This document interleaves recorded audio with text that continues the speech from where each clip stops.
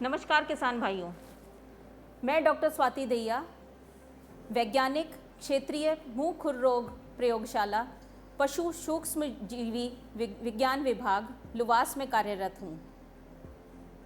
किसान भाइयों, आज हम आपको पशु मुंह खुर रोग के रोग एवं निदान के ऊपर कुछ संज्ञान देंगे। मुंह खुर रोग, जैसा आप सभी जानते हैं, फटे खुरों वाले पशुओं जैसे गाय, भैंस, सूअर, भेड़, बकरी आदि का एक संक्रमित रोग है।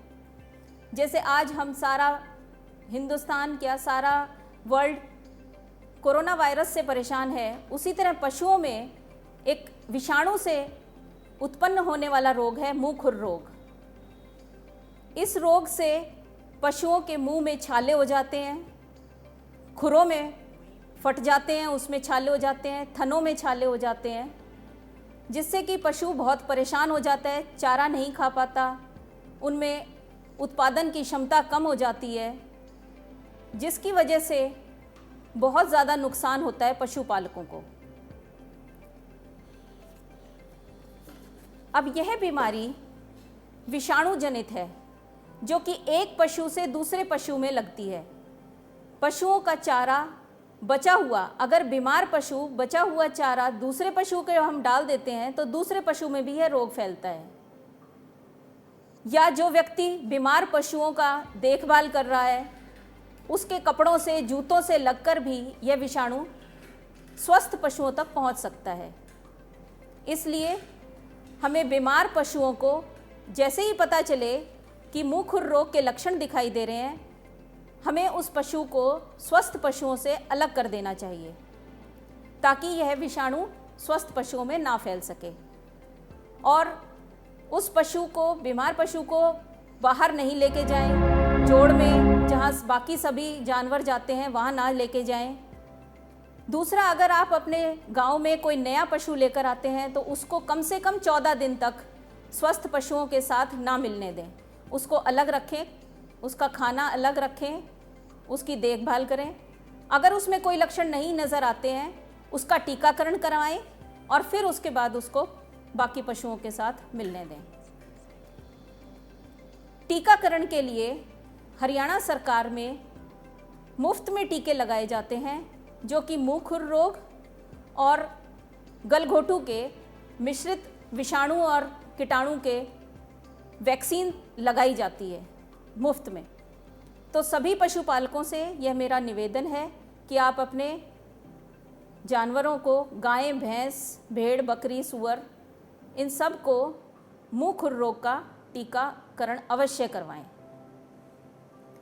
हम इस प्रयोगशाला में काफ़ी सालों से यह रिसर्च कर रहे हैं कि हमारे हरियाणा के अंदर जो गाय भैंस हैं, उनके अंदर रोग प्रतिरोधक क्षमता कितनी है, टीकाकरण से पहले क्या स्थिति होती है और टीका लगने के बाद पशुओं में रोग प्रतिरोधक क्षमता बढ़ती है तो कितनी बढ़ती है।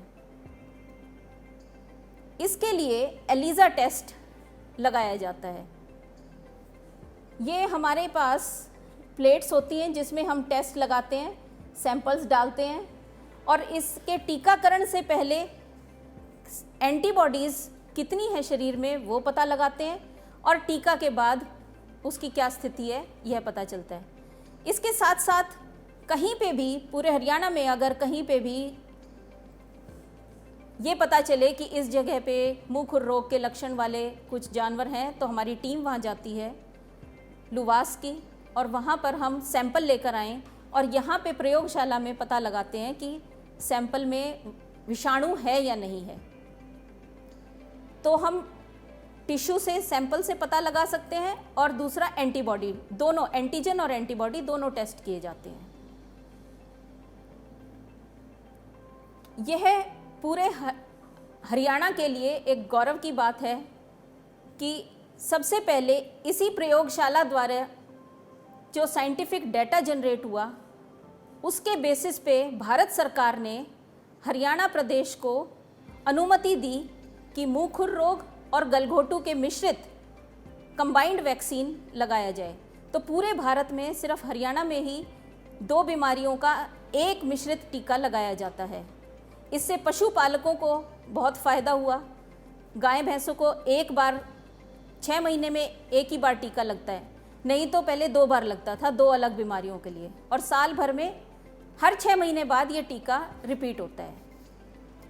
मैं पशुपालकों से ये निवेदन करना चाहूँगी कि जब भी पहला टीका लगे, जो 4 महीने के बाद छोटे पशुओं में लगता है, बछड़ों में, काटड़ों में, कटड़ियों में, उसके 1 महीने के बाद उसका बूस्टर वैक्सीन यानी कि 1 महीने बाद दोबारा टीकाकरण अवश्य करवाएं।